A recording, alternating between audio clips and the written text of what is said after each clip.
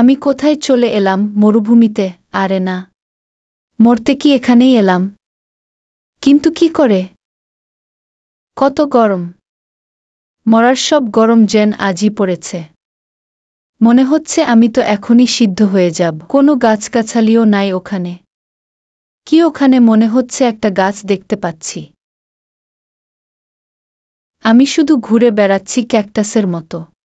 একটা গাছ দেখতে পাচ্ছি, একটা বসার জায়গাও আছে দেখছি। যাক, ছায়া পেলাম একটু। না হলে যে গরম, ডিম ভাজতে আগুন লাগবে না, আগুন ছাড়াই ছেড়ে দিলে সিদ্ধ হয়ে যাবে। এখানে তো একটা নদীও দেখা যাচ্ছে। পানি না খেলে নয়, একটু মুখ ধুয়ে নেই। দেখে তো অনেক ঠান্ডা মনে হচ্ছে, আর পানি খুব সুন্দর দেখাচ্ছে।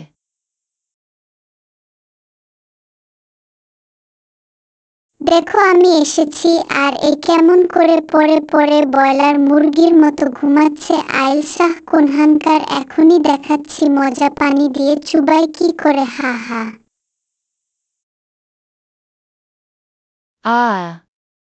ও, বাঁচাও গো!